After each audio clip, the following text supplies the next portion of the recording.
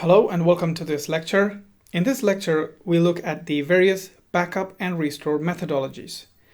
Let's start by looking at what you should consider backing up in a Kubernetes cluster. So far in this course, we have deployed a number of different applications on our Kubernetes cluster using deployment, pods, and service definition files. We know that the etcd cluster is where all cluster-related information is stored. And if your applications are configured with persistent storage, then that is another candidate for backups. With respect to resources that we created in the cluster, at times we use the imperative way of creating an object by executing a command, such as while creating a namespace or a secret or config map, or at times for exposing applications.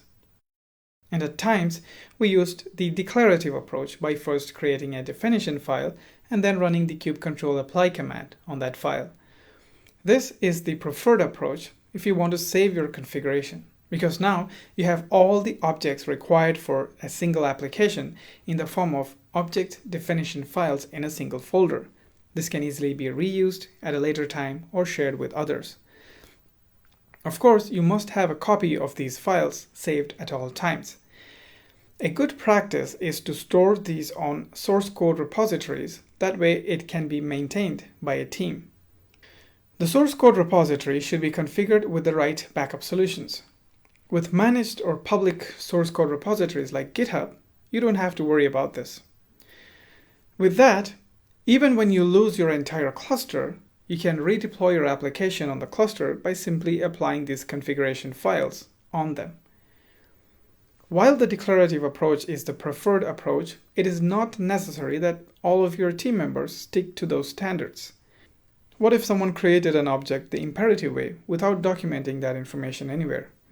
So a better approach to backing up resource configuration is to query the kubeAPI server.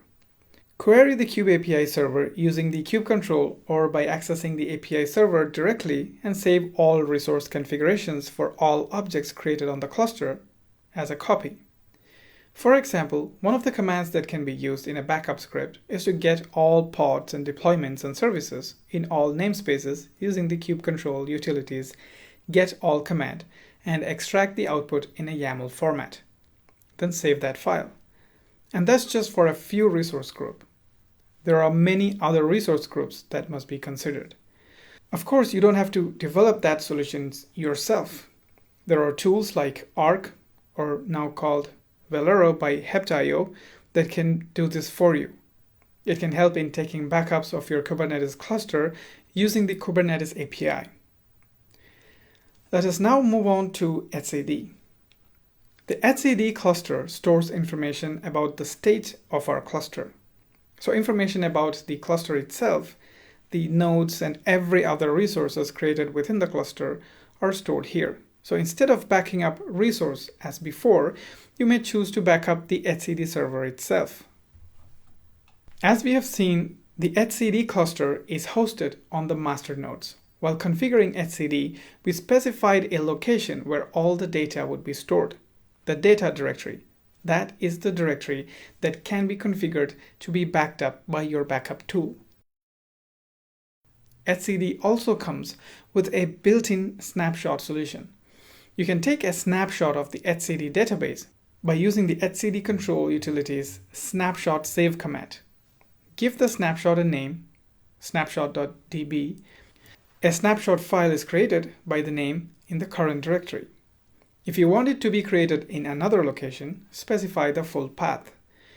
You can view the status of the backup using the snapshot status command. To restore the cluster from this backup at a later point in time, first stop the kubeAPI server service, as the restore process will require you to restart the etcd cluster and the kubeAPI server depends on it. Then run the etcd controls snapshot restore command with the path set to the path of the backup file, which is the snapshot.db file.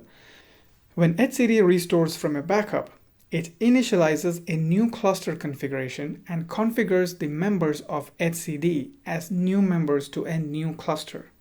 This is to prevent a new member from accidentally joining an existing cluster. On running this command, a new data directory is created. in this example at location var lib etcd from backup. We then configure the etcd configuration file to use the new data directory. Then reload the service daemon and restart etcd service. Finally, start the kubeAPI server service. Your cluster should now be back in the original state.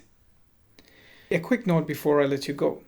With all the etcd commands, remember to specify the certificate files for authentication, specify the endpoint to the etcd cluster and the CA certificate, the etcd server certificate, and the key.